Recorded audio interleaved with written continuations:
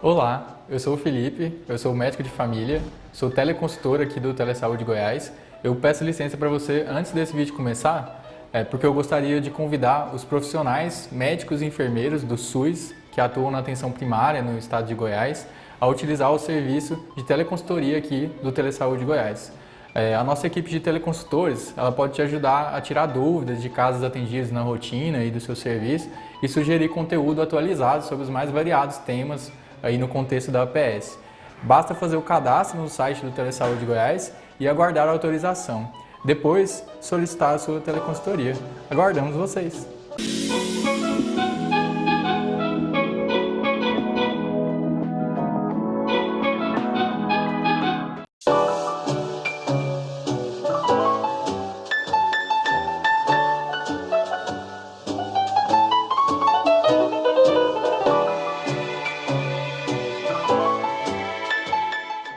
Olá, pessoal, bom dia, boa tarde, boa noite, né? Para quem vai ver depois, para quem vai atualizar a leitura, o conhecimento.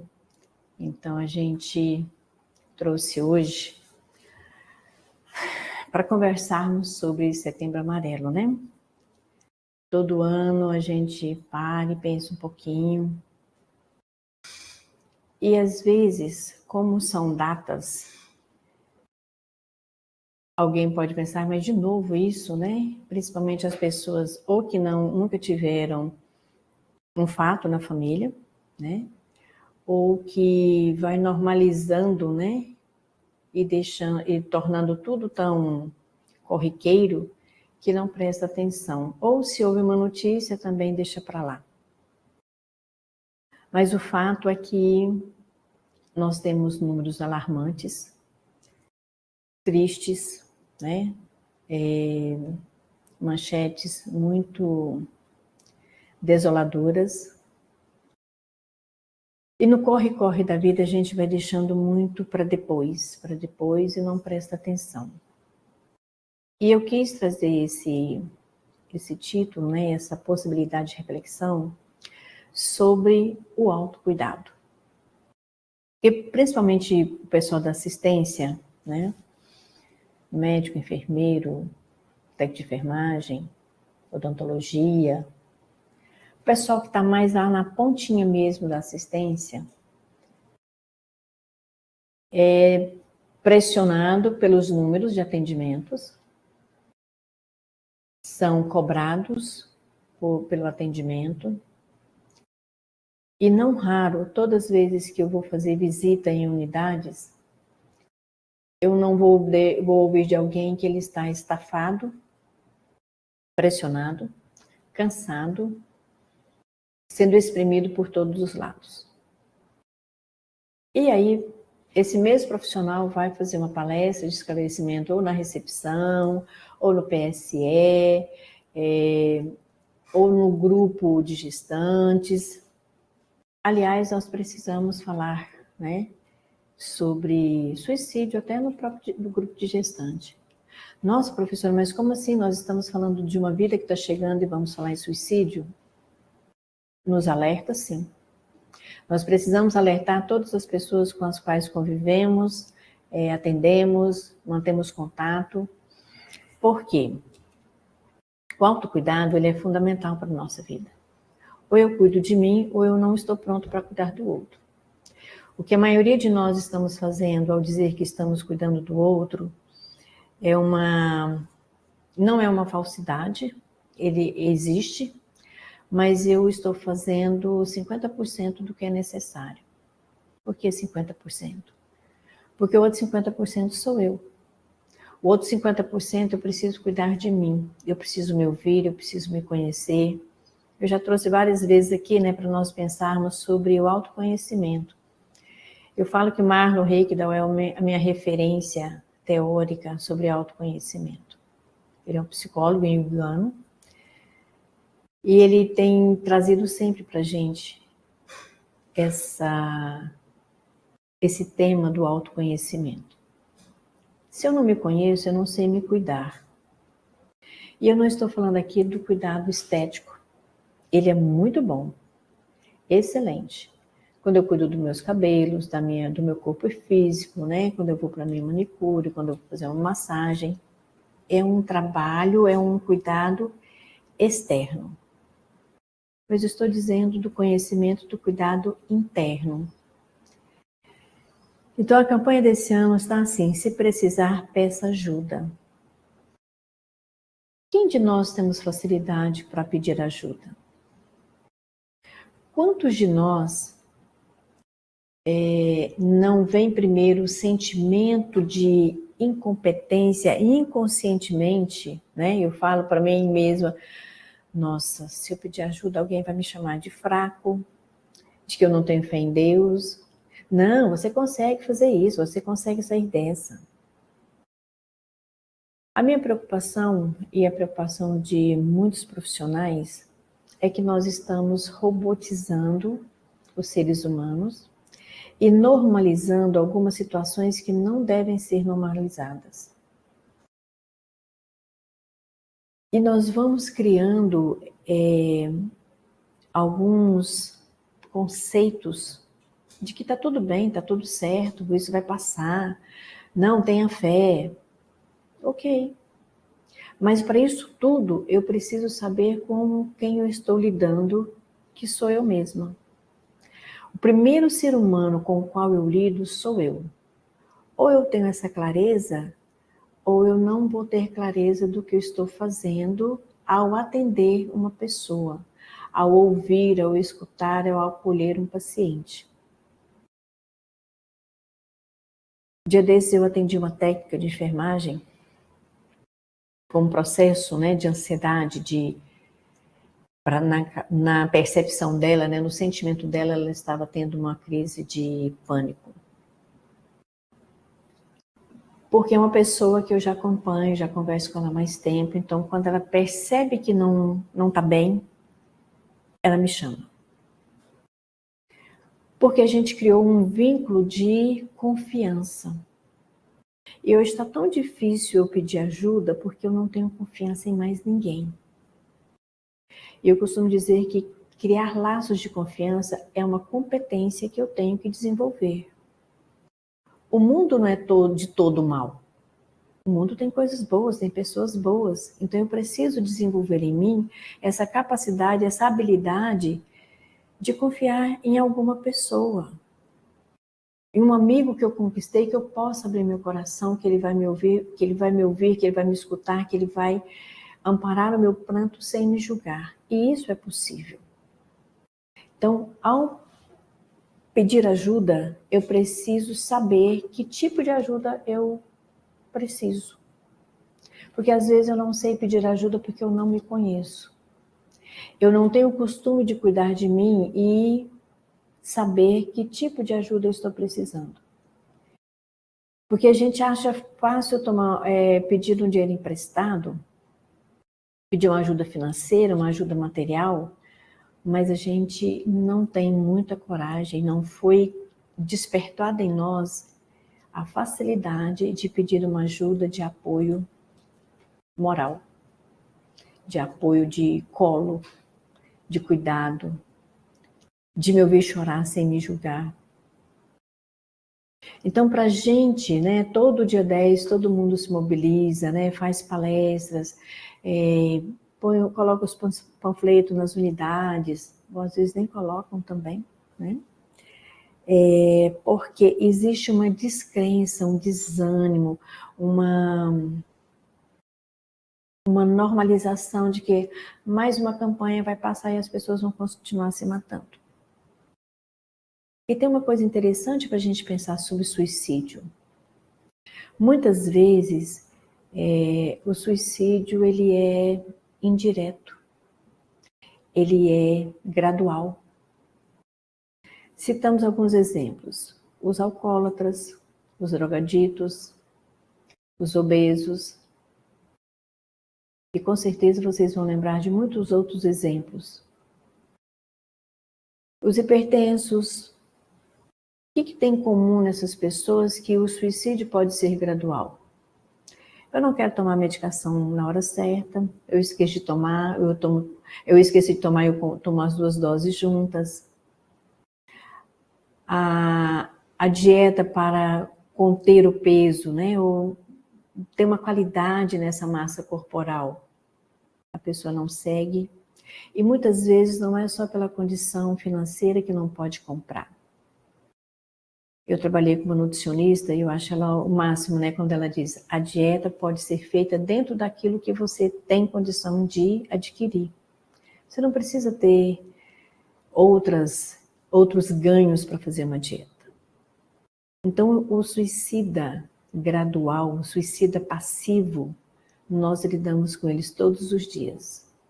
E vamos olhar para nós para ver se de vez em quando a gente não tem que ter um alerta sobre o nosso comportamento. Quando nós nos encolarizamos por qualquer fato, qualquer situação, quando a gente entra num processo de uma tristeza profunda por qualquer situação, então está faltando eu me conhecer.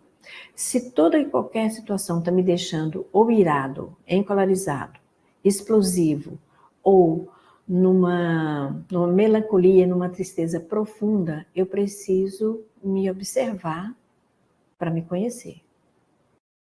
Então, para eu pedir ajuda, eu preciso saber do que eu preciso. Para eu pedir ajuda, eu preciso me conhecer para saber onde eu preciso dessa ajuda e que tipo de ajuda. E também, principalmente, eu preciso me conhecer para saber se eu estou me fazendo de forte para não me parecer fraca aos olhos das pessoas, ou eu fui ensinado ou ensinada a ser forte a vida inteira. E nós não somos. Nós somos um misto de fragilidade com fortaleza. E ainda bem.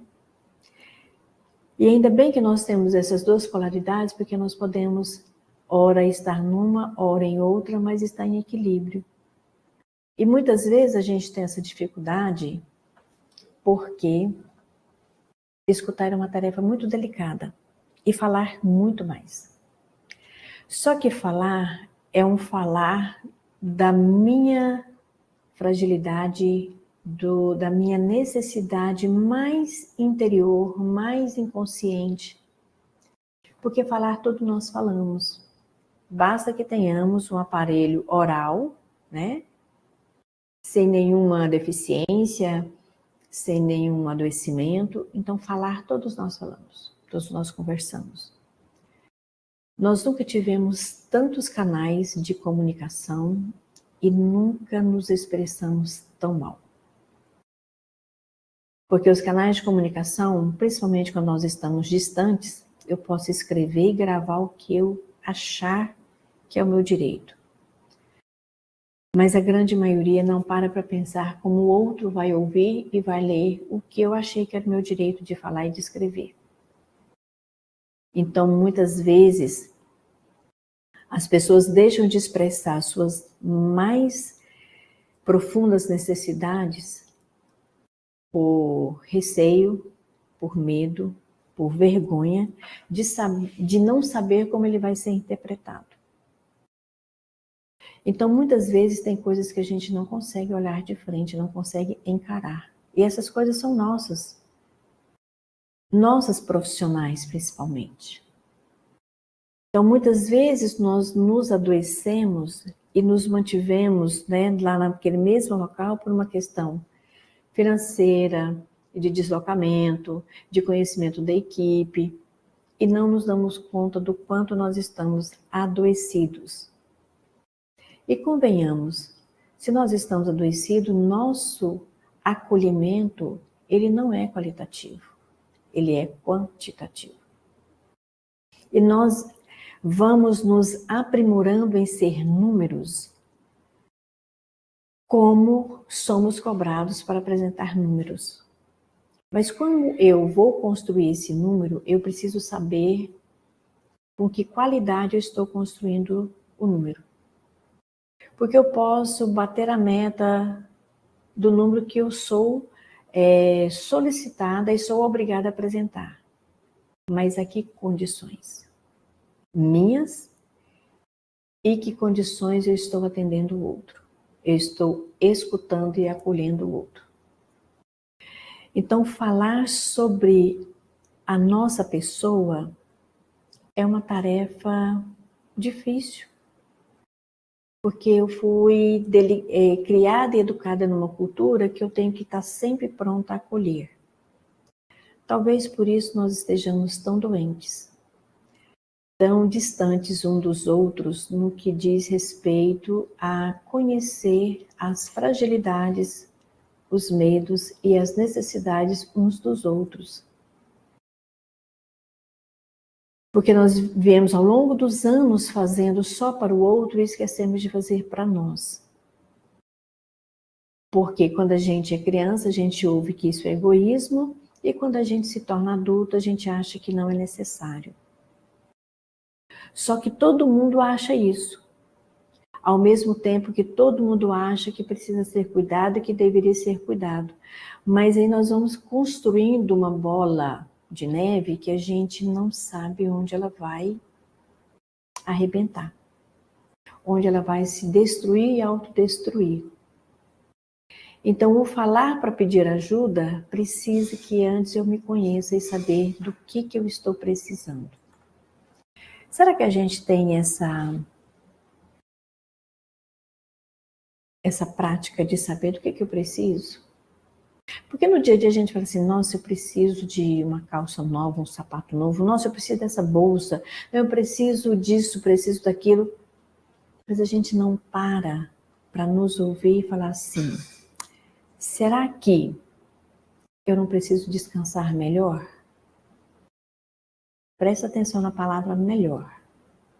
Porque às vezes eu estou com um tempo para descanso, onde eu posso não fazer nada. Mas aí o que eu faço? Eu me jogo no sofá ou na cama e vou para as redes sociais. Deixa eu contar uma coisa para vocês, que isso não é descanso. O descanso é quando eu consigo desligar o meu cérebro de qualquer atividade ao ponto de que o meu corpo se sinta relaxado e que eu consiga perceber meus batimentos cardíacos, ouvir o meu silêncio, perceber que as coisas à minha volta estão acontecendo, mas naquele momento eu estou descansando. Hoje, quando nós vamos descansar, a gente cata o telefone, né, o celular, o smartphone, o iPhone, o tablet, qualquer coisa tecnológica que seja, e vamos descansar. É um ledo engano para a grande maioria. Tem gente que consegue fazer isso? Tem, mas não é a maioria. Ou nós não estaremos todos a ponto de explodir pela menor contrariedade.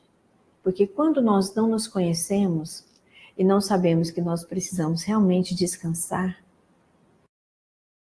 o nosso sono não é alimentador. A gente levanta cansado, a gente levanta irritado. Aí, geralmente, quando eu levanto, eu tenho o café para arrumar, crianças para levar para a escola, marido ou esposa falando na minha cabeça, reclamando de alguma coisa que não ficou pronta na hora certa, contas para pagar. E de quebra eu pego um engarrafamento. Porque na nossa cidade não tem mais lugar que não tenha engarrafamento. Por quê? Nós fomos criando necessidades e algumas coisas não nos acompanharam. Por exemplo, nosso transporte coletivo. Então, todo mundo precisa ter carro. Todo mundo precisa deslocar com seu veículo próprio. Então, nós vamos ter engarrafamento. No meio de tudo isso, nós vamos ter uma batida, nós vamos ter um acidente, uma morte, nós vamos ter de tudo um pouco. Só que tudo isso vai nos acumulando internamente de energias que não são boas, de atitudes que não são boas, nem para mim guardar e nem para eu expressar. Porque quando eu guardo uma atitude que eu queria explodir e não vejo e olho para mim, por que é que eu estou guardando essa atitude, esse comportamento, ele vai me fazer mal daqui a um tempo. E considerando que nós estamos muito mais atarefados, mais o nosso pote vai encher, mais rápido. Então, para cada morte por suicídio, nós temos no mínimo, umas 4 pessoas diretamente sofrendo por isso. Para cada idoso que deixa de tomar sua medicação no horário, se alimentar, nós temos atrás desse idoso uma família que sofre, que abandona porque ele não dá conta de lidar com isso. Entendem por que existe o suicídio passivo? Então, o filho ou a filha que peleja com a mãe, com o pai idosos para ir ao médico para tomar medicação, eles vão também se cansando. E eles também têm outros motivos de trabalho, de suas famílias. Então, tudo isso vai levando as pessoas a se afastarem cada vez mais de quem sou eu. Marlon Hegel diz que é um sonho, uma ilusão nossa, né, de definir quem somos nós. Mais ou menos a gente tenta olhar para a gente e dizer quem somos nós enquanto pessoa, não enquanto essência, enquanto alma, enquanto sentimentos. Mas a gente precisa fazer isso continuadamente para a gente se entender um pouquinho. Agora pela manhã aconteceu um fato que eu falei, bom, e não adianta eu explodir agora, não adianta eu ficar com raiva agora, porque eu tenho uma aula, eu tenho uma tarefa, eu tenho pessoas que vão me ouvir, pessoas com as quais eu vou cruzar o caminho. Quando eu voltar, eu tento resolver. Só que isso, há 10 anos, eu seria incapaz de fazer. Então, o mesmo hábito que eu aprendo para ingerir menos açúcar, ingerir menos sal, fazer uma atividade física, é o mesmo hábito que eu vou empregar para parar, olhar para o meu interior, conversar comigo e criando pausas para que eu consiga passar pelo dia, viver o meu dia sem um alerta de suicídio. Então, muitas vezes, nós vamos atender pessoas lá no posto de saúde e a gente não consegue escutar essa pessoa. No máximo, a gente ouve. Qual a diferença? Quando eu escuto, eu acolho, eu presto atenção, eu paro de preencher o formulário e olho para a pessoa. Eu acolho ela com um olhar. Eu acolho ela com o meu silêncio de prestar atenção no que ela está dizendo. Eu sempre pergunto, né, nas reuniões que eu falo. Todo dia vocês fazem essa pergunta, eu realmente estou fazendo saúde? Porque eu me pergunto. E eu penso que é uma pergunta que nós temos que nos fazer mesmo. Até para saber se a gente está como trabalhador da saúde por um ideal profissional de conhecimento que nós adquirimos, ou se é só pelo dinheiro. Pela estabilidade que eu tenho de chegar no final do mês, pagar as minhas contas e fazer novas, claro. Porque se for só isso, nós estamos muito vazios para sermos profissionais de saúde e antes disso, para sermos pessoas.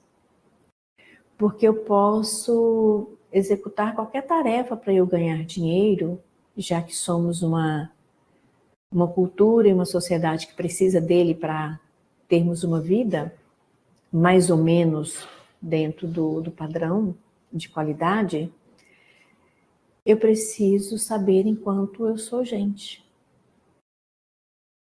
Será que realmente eu nasci para fazer isso? Porque de repente eu posso querer fazer outra coisa. Ou paralelamente ao meu trabalho profissional que eu preciso ganhar dinheiro, eu posso fazer algo que eu descanse, que eu me veja representado naquilo. Trabalhar artesanal, cozinhar. Olhe para você e pergunte, o que eu gostaria de fazer? O que eu gosto de fazer? Além do meu trabalho profissional que eu preciso ganhar dinheiro. E muitas vezes, mas muitas vezes a gente não faz essa pergunta, porque a gente tem medo da resposta. Ou a gente não quer ouvir a resposta. Porque o nosso inconsciente, ele é muito sincero conosco. Por isso que muitas coisas a gente leva lá para baixo, lá, né, como dizia Freud, abaixo de muitas capas, num porão escuro, para a gente não ter contato. Mas tem horas que elas são teimosas e elas vêm à tona. Até para nós nos entendermos quem somos nós. Que medos nós temos? De que a gente, o que a gente não quer olhar de frente? O que é nosso que a gente não quer saber ou terceiriza para o outro? Então, muitas vezes, para a gente falar, para a gente lembrar das nossas datas estabelecidas pelo Ministério da Saúde, porque algum profissional, algum pesquisador criou esse dia, nós precisamos saber o que nós estamos fazendo. Enquanto pessoas que somos, enquanto seres humanos, enquanto profissionais da saúde. Porque é muita gente que depende de nós. Não é só aquele paciente, aquela pessoa que está na nossa frente. Atrás daquela pessoa tem muita gente. E muita gente que essa pessoa traz para nós, que vem junto e que nós acabamos sentindo, de alguma forma, a responsabilidade que nós temos para com essas pessoas. Quando eu vou conversar com algum trabalhador, eu sinto que eu sou responsável por ele e por toda a equipe da qual ele faz parte. Isso é a nossa responsabilidade social. Mas para eu ter uma responsabilidade social, eu preciso ter uma responsabilidade individual. Eu tenho que ser responsável por eu mesma. Eu não posso terceirizar algumas coisas que são minhas para o outro fazer ou para o outro solucionar. Então, muitas coisas que nós deixamos de fazer, nós não olhamos para nós, porque eu não quero saber como eu me sentiria se acontecesse isso comigo. Uma outra coisa que eu gostaria de chamar a atenção nesse setembro, né? Muitas dores de luto, elas renascem muito mais fortes nessa época. Então nós precisamos, se nós tivermos um fato em família, nós precisamos acolher essa dor e entender essa dor. Não é fazer de conta que ela não existe. Porque se você for atender um paciente que ele teve um suicida na família, a probabilidade de você não dar conta de acolhê-lo e entendê-lo é 100%. Não significa que eu tenha que sentir a dor de todo mundo que eu vou atender, mas significa que eu preciso compreender para acolher.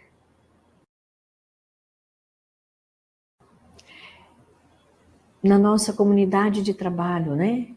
Quantos colegas nossos já suicidaram? E muitas vezes tem números, os números são alarmantes, mas muitos números não são notificados.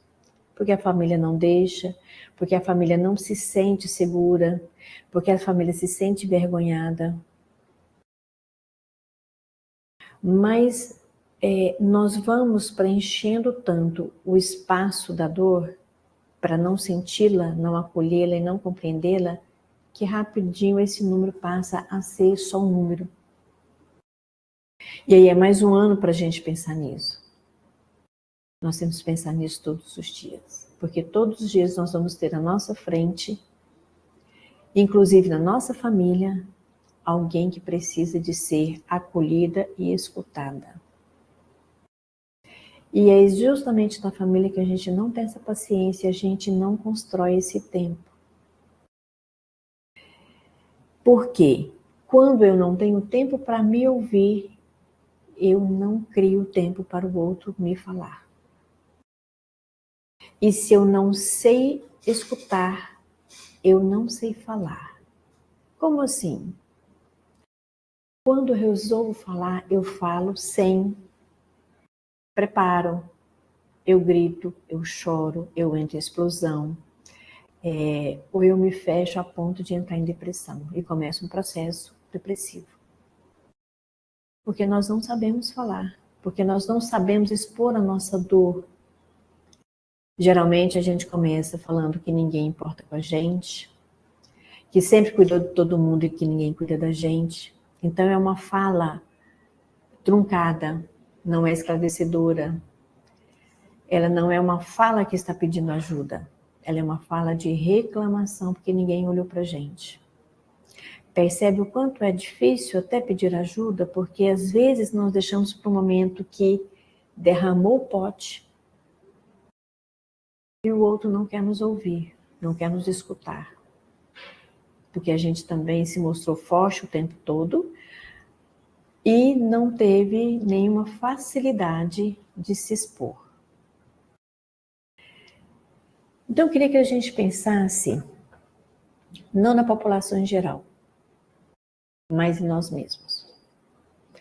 Quantos desses fatores alguma vez já passou pelos nossos sentimentos ou pela nossa cabeça?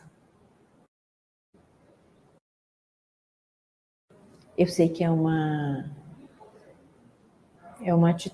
atividade, né, que a gente assusta, porque a gente não consegue pensar que a gente pode pensar nisso, né?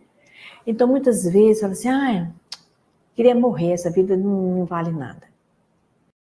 Só que a gente acha que está falando de brincadeira. Quantas vezes eu estou falando de brincadeira? Porque realmente eu estou muito cansada ou porque realmente eu estou percebendo que essa vida não está valendo a pena? Ou quando chegou o final do mês, o dinheiro não deu para pagar as contas, porque aconteceram algumas coisas que você não teve como controlar, e aí vem um desânimo e uma autoagressividade muito grande. Ou será que na minha família tem alguém que eu nem sei, né? Ninguém nunca falou, algum antepassado que nunca falou, e eu fico pensando nisso. Será que eu estou lidando bem com o meu histórico da minha infância?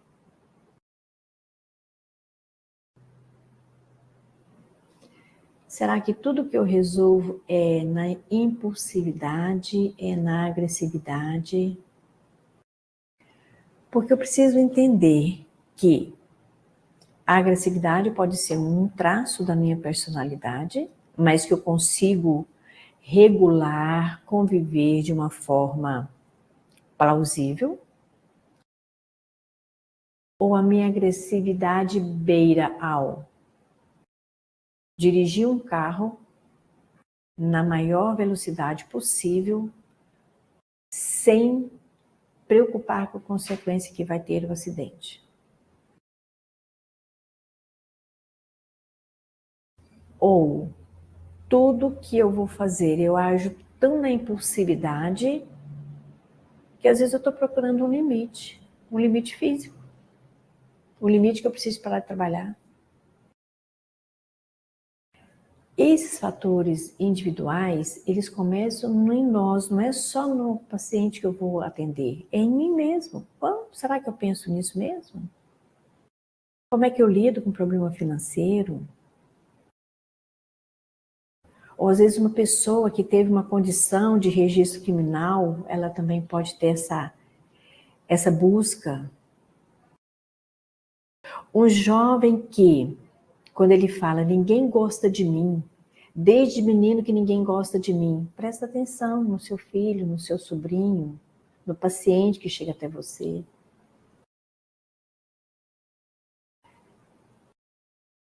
E muitas vezes os nossos encaminhamentos, né, dentro do fluxo da secretaria, às vezes eles são mais difíceis. Então vamos formar um grupo de conversa, um grupo de esclarecimento. Tem coisas que a gente pode fazer conosco e com as outras pessoas. Mas nós vamos criando caixotinhos, né, caixinhas onde o que cabe nessa caixinha, o que não cabe nessa outra caixinha. E nós estamos virando robôs. Até a nossa expressão de afetividade, ela é meio complicada. Presta atenção nos seus relacionamentos. Como é que eu estou me relacionando com as pessoas? Por que eu não consigo confiar em ninguém? Por que um adolescente, quando ele tem uma parte da sua vida exposta na escola, ele mata e se mata? Por que eu não consigo prestar atenção no diálogo do meu filho adolescente? Se você não dá conta de ouvir o seu filho adolescente, a sua criança, peça ajuda para você dar conta de ouvi-lo. Porque muitas coisas do que os seus filhos trazem para você, você já tem tanto o seu cérebro e os seus sentimentos ocupados com outras situações que você não consegue ouvi-lo, escutá-lo, orientá-lo ou pedir ajuda para ambos. E esse tipo de ajuda não é só levar para o psicólogo. Ok, mas o que eu vou fazer com o que eu estou trazendo dessa terapia? Como é que eu estou vivendo? Eu estou entrando em relacionamentos conflituosos para eu não ter contato comigo ou estou me isolando do mundo para não ter contato com ninguém? Os dois extremos são interessantes de nós avaliarmos. E nesse corre-corre, né? Bullying já virou até uma fala de brincadeira entre colegas, mas o bullying não acontece só no ambiente escolar. Ele começa no ambiente de trabalho até virar um assédio moral, um assédio sexual,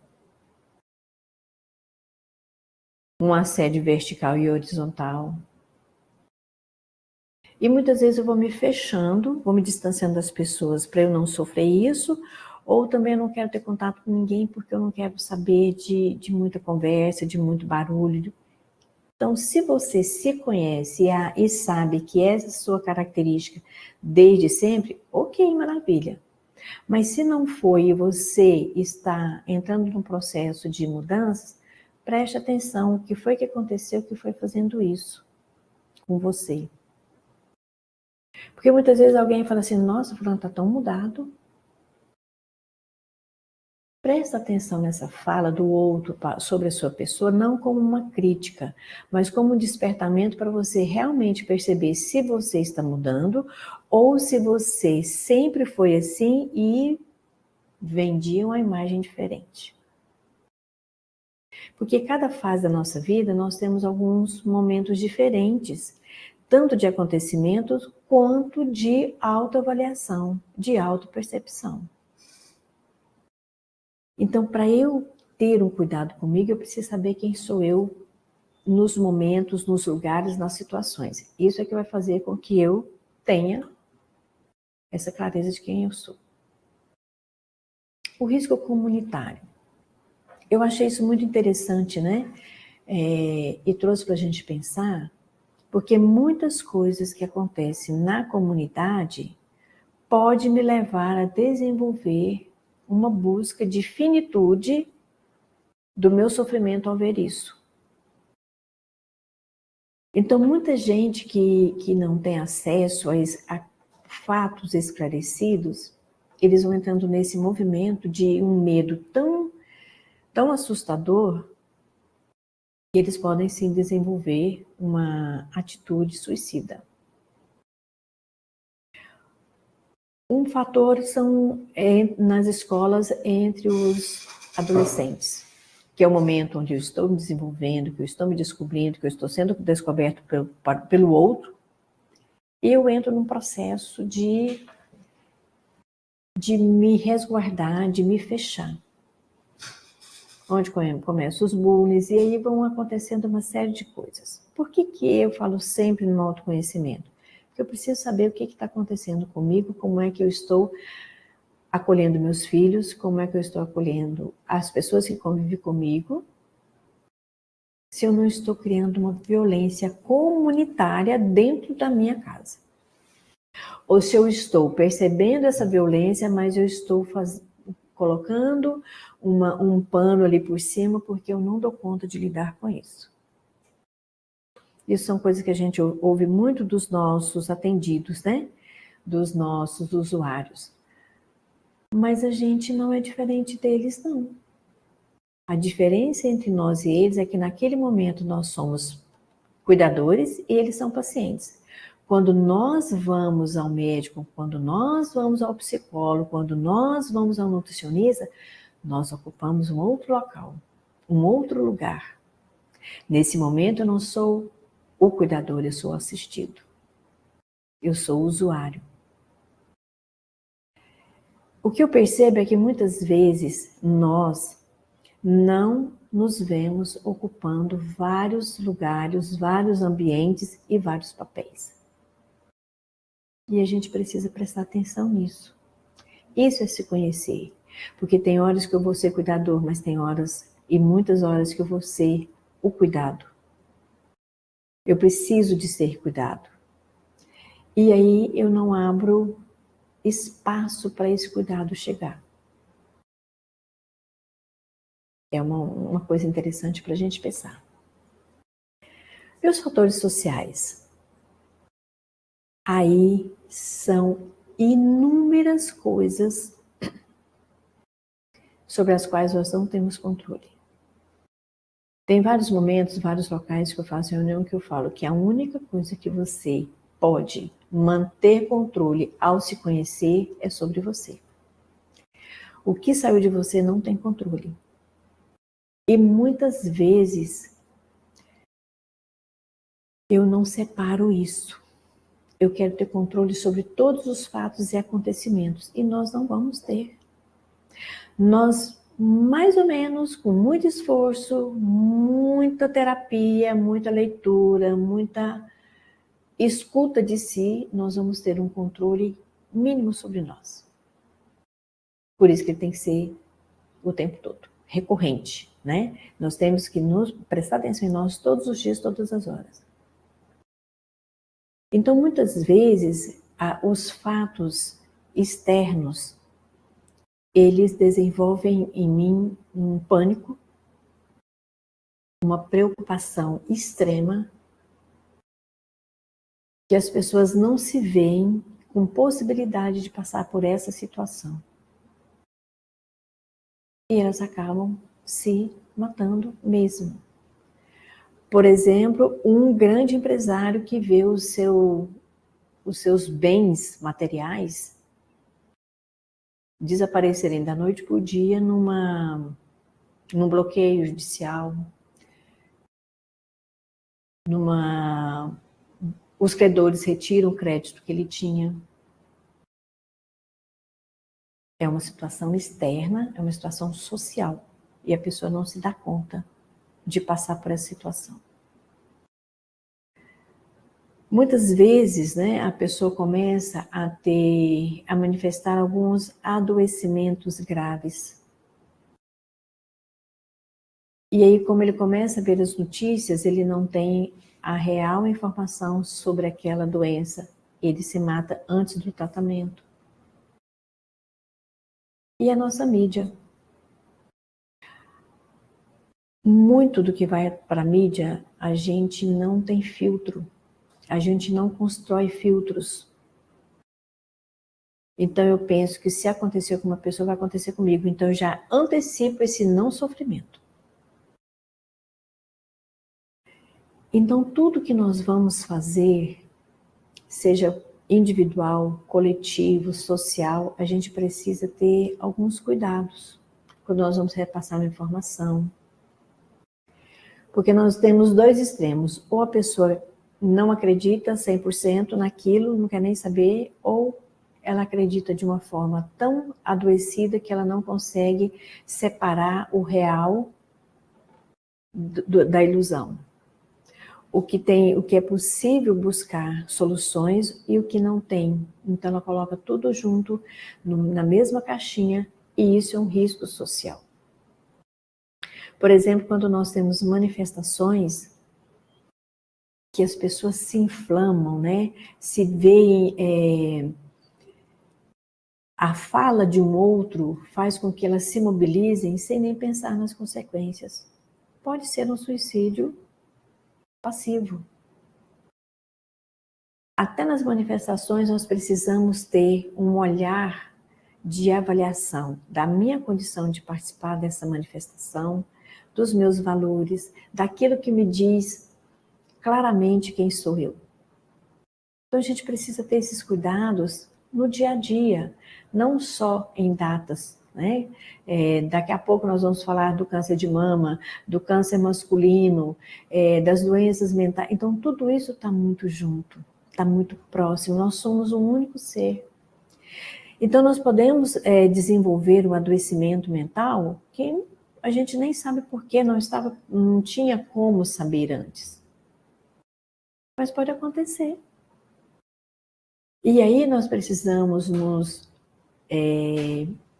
prever o que é possível fazer antes de uma ação de finitude. E se a gente não se conhece, a gente não para pensar. Às vezes, os nossos atos, né? A gente comete um ato que, frente ao padrão social, é um ato desonesto, é um ato antiético.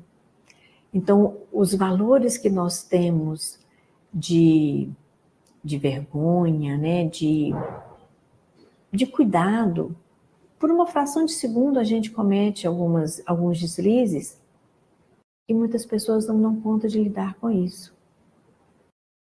São os valores culturais que de repente nós não conseguimos manter e a gente acaba indo para esse caminho, tanto que muitas vezes, né, as pessoas falam assim, não entendemos por que essa pessoa fez isso.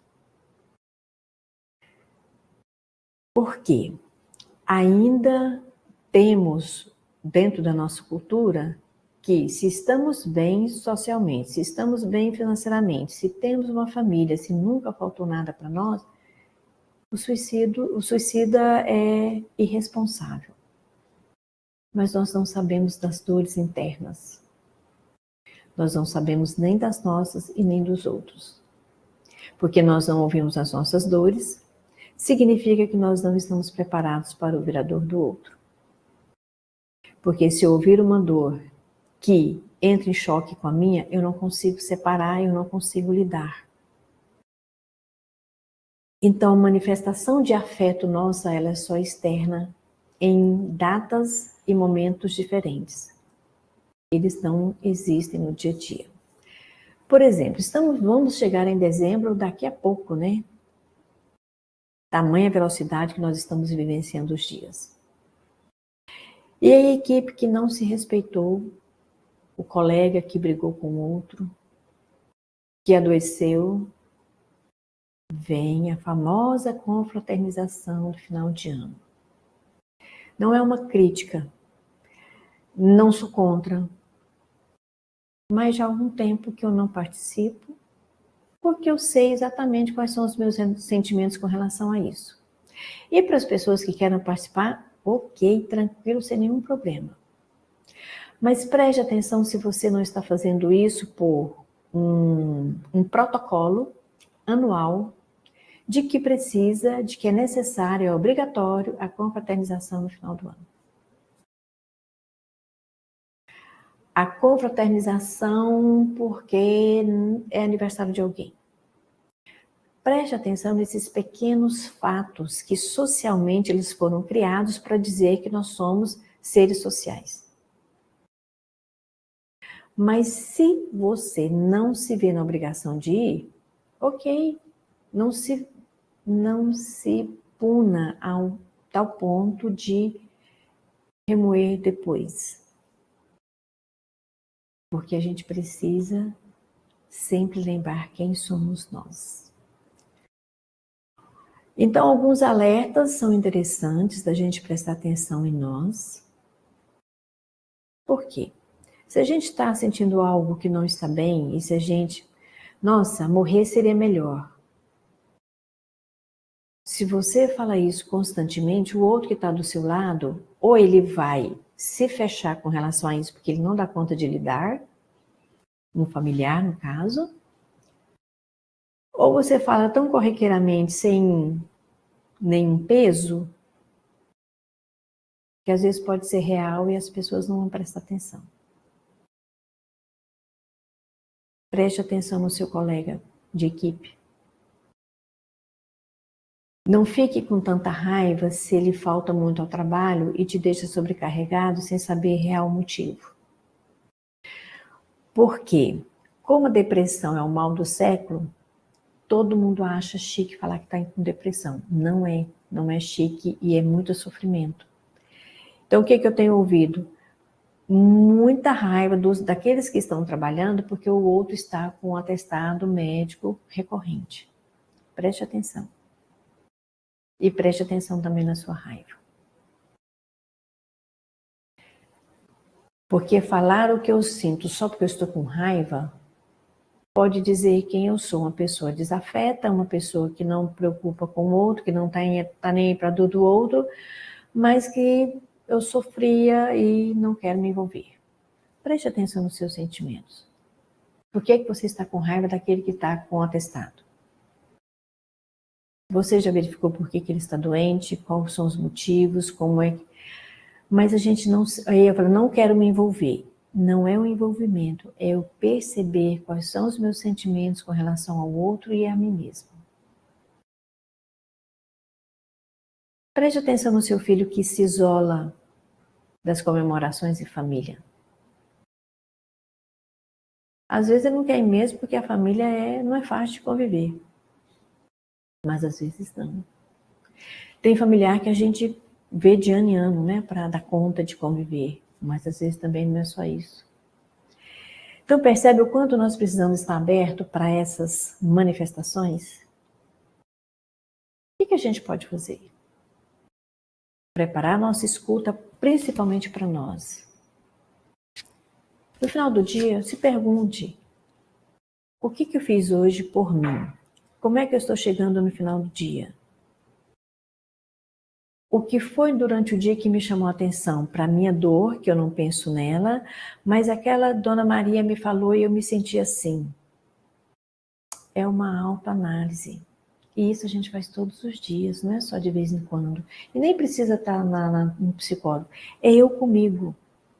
Mas se você não consegue fazer essas perguntas porque não sabe o que fazer com as respostas, procure ajuda. Uma ajuda técnica que vai te orientar, que vai te ouvir realmente, profissionalmente. Ou às vezes até um amigo que possa te ajudar te ouvindo. Como é que nós profissionais podemos ajudar? Criar grupos, falar sobre isso de uma forma técnica e acolhedora, para a gente poder dar conta de conviver com a nossa sociedade tão cheia de diferenças, tão adversa. A diversidade ela é até bem-vinda, mas nós precisamos estar preparadas para ela. Presta atenção nos seus comportamentos, eles estão estranhos. Se de repente você não quer mais limpar a casa, você não está querendo mais sair com os amigos, o que está te deixando isolado?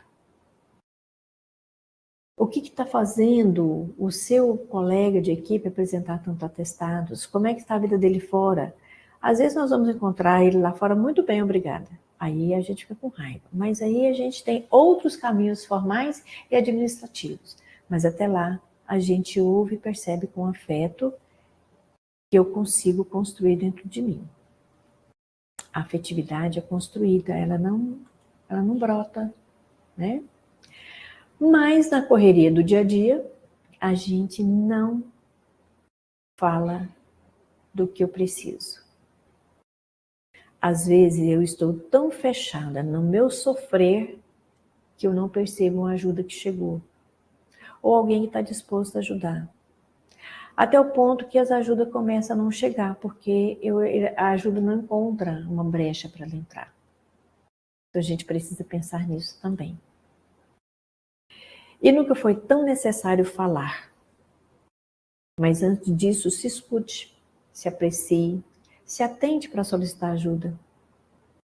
Porque é necessário saber o que eu preciso. E se eu não me escuto, se eu não me cuido, eu não sei do que eu preciso.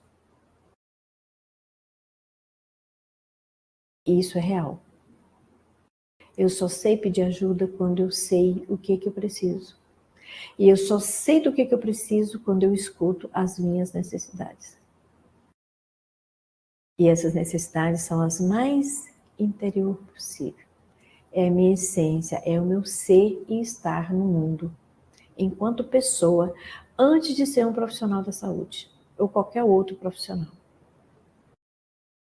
Então, o setembro ele vai estar sempre florido, ele vai ser sempre amarelo.